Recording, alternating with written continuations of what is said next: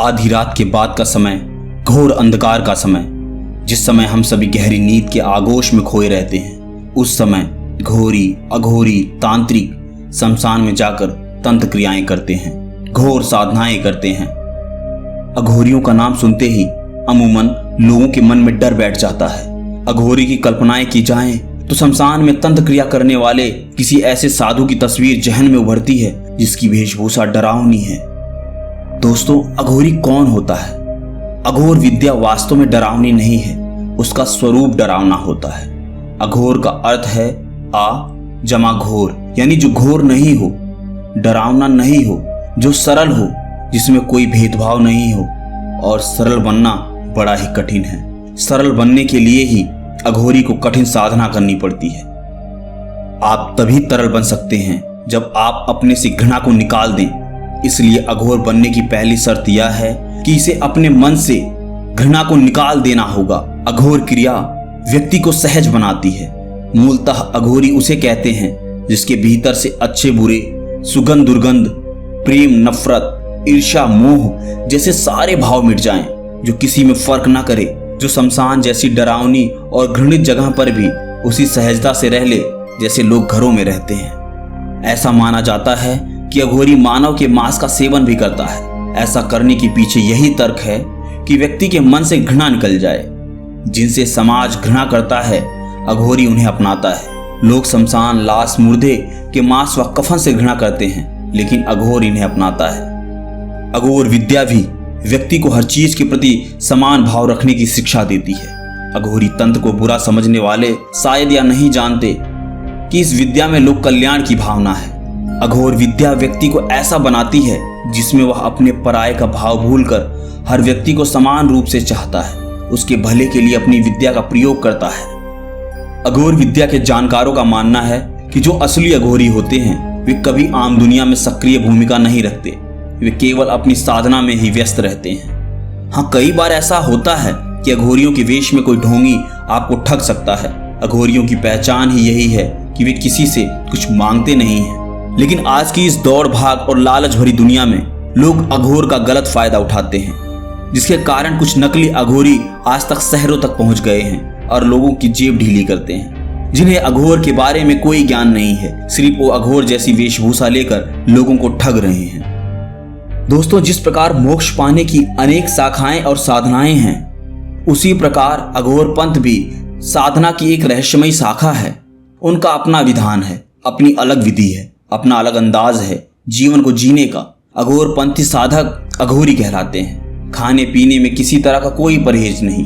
अघोरी लोग गाय का मांस छोड़कर बाकी सभी चीजों का सेवन या भक्षण करते हैं। अघोर पंथ में शमशान साधना का विशेष महत्व है, इसलिए अघोरी शमशान वास करना ही पसंद करते हैं। शमशान में साधना करना शीघ्र ही फलदायक होता है। शमशान में साधारण मानव जाता ही नहीं, इसलिए साधना में विघ्न पड़ने का कोई प्रश्न नहीं है। अघोर पंथ के प्रेरणा भगवान शिव माने जाते हैं। कहा जाता है कि भगवान शिव ने स्वयं अघोर पंथ को प्रतिपादित किया था। दोस्तों, अघोर संप्रदाय के व्यक्ति शिव जी के अनुयायी होते हैं। इनके अनुसार शिव स्वयं में संपूर्ण है और जड़ चेतन समस्त रूपों में विद्यमान है। इस शरीर और मन को साध कर और जड़ चेतन और सभी स्थितियों का अनुभव करके और इन्हें जानकर वो मोक्ष को प्राप्त कर सकते हैं। प्रत्येक मानव जन्मजात रूप से अघोर अर्थात सहज होता है। बालक ज्यों ज्यों बड़ा होता है त्यों वह अंतर करना सीख जाता है और बाद में उसके अंदर विभिन्न बुराइयां और असहजताएं घर कर लेती हैं और वह अपने मूल प्रकृति यानी अघोर रूप में नहीं रह जाता। अघोर साधना के द्वारा पुनः अपने सहज मूल रूप में आ सकते हैं और इस मूल रूप का ज्ञान होने पर ही मोक्ष की प्राप्ति संभव है। दोस्तों, अघोर संप्रदाय के साधक समदृष्टि के लिए नरमुंडों की माला पहनते हैं और नरमुंडों को पात्र के तौर पर प्रयोग भी करते हैं। चिता के भस्म का शरीर पर लेपन और चिताग्नि पर भोजन पकाना इत्यादि सामान्य कार्य हैं इनके लिए। अघोर दृष्टि में स्थान भेद भी नहीं होता, अर्थात महल या शमशान घाट एक समान होते हैं। वाराणसी या काशी को भारत के सबसे प्रमुख अघोर स्थान के तौर पर मानते हैं। भगवान शिव की स्वयं की नगरी होने के कारण यहाँ विभिन्न अघोर साधकों ने तपस्या भी की है। दोस्तों, अभी मैंने इस साल खुद काशी जाकर इस प्रकार का अनुभव किया है। मैंने वहां अघोरियों को तो नहीं देखा, क्योंकि उनका एक विशेष समय होता है वहां आने का, लेकिन वहां का वातावरण आपको शिव जी के बारे में सोचने के लिए सहज कर देगा। दोस्तों, अघोरियों के बारे में मान्यता है कि ये बड़े जिद्दी होते हैं। अगर किसी से कुछ मांगेंगे तो लेकर ही जाएंगे।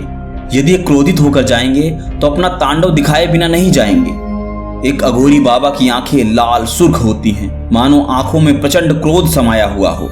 आंखों में जितना क्रोध दिखाई देता है, बातों में उतनी शीतलता होती है, जैसे आग और पानी का दुर्लभ मेल हो। अघोरी शमशान घाट में 3 तरह से साधना करते हैं: शमशान साधना, शिव साधना, शव साधना। ऐसी साधनाएं अक्सर तारापीठ के शमशान, कामाख्या पीठ के शमशान, त्र्यंबकेश्वर और उज्जैन के चक्रतीर्थ के शमशान में होती हैं। दोस्तों, अघोरी शमशान घाट में जो साधनाएं करते हैं उसके मैं सेपरेट वीडियोस आपके लिए बना दूंगा। अभी इन सभी साधनाओं के बारे में संक्षिप्त जान लेते हैं। दोस्तों, अघोरियों द्वारा की जाने वाली शिव साधना शव के ऊपर खड़े होकर यानी पैर रखकर यह साधना की जाती है। इस साधना का मूल शिव की छाती पर पार्वती द्वारा रखा हुआ पांव है। ऐसी साधनाओं में मुर्दे को प्रसाद के रूप में मांस और मदिरा चढ़ाया जाता है। शव और शिव साधना के अतिरिक्त तीसरी साधना होती है शमशान साधना, जिसमें आप परिवारजनों को भी शामिल किया जा सकता है। इस साधना में मुर्दे की जगह शवपीठ की पूजा की जाती है, उस पर गंगा जल चढ़ाया जाता है। यहाँ प्रसाद के रूप में भी मांस और मदिरा की जगह मावा चढ़ाया जाता है। दोस्तों, अब प्रश्न यह आता है कि जब अघोरी इतनी कठिन साधना करते हैं तो क्यों सांसारिक मोह माया में फंस जाते हैं? तो दोस्तों, पहली बात, जो अघोरी हम लोगों को दिखते हैं, जो दिन के समय भी दिखते हैं, इधर उधर शहर बाजार में दिखते हैं, वो अघोरी नहीं है। वो केवल और केवल ढोंगी है, जो सिर्फ अपना व्यापार चला रहे हैं, लोगों को वशीकरण के द्वारा लूट रहे हैं। इन अघोरियों में एक विशेष प्रकार की नकारात्मक शक्ति होती है, जिससे वो केवल और केवल गलत करते हैं। एक अघोरी यदि अघोरपंथ की अवस्था में पहुंच चुका है तो वह कभी भी किसी प्रकार का गलत कार्य नहीं करेगा और वह अपनी भक्ति में लीन रहेगा। तो आप किसी भी प्रकार के ऐसे अघोरी के चक्कर में ना पड़ें जो आपके गली मोहल्लों में आते हैं और भिक्षा मांगते हैं, क्योंकि अघोरी जब इतनी कठिन साधनाएं करते हैं तो उनको अपने ऊपर भूख प्यास सब चीज पर काबू पाने की एक विशेष प्रकार की शक्ति होती है, जिससे वो कभी मोह चक्र से बंधे नहीं रहते। वो हमेशा इस चीज से मुक्त रहते हैं। अघोरियों के बारे में और तांत्रिक क्रियाओं के बारे में मैं ऐसे ही वीडियोस लाता रहूंगा। आप बस चैनल को सब्सक्राइब कर लीजिए ताकि इस तरह की जरूरी अपडेट्स आपको मिलती रहें।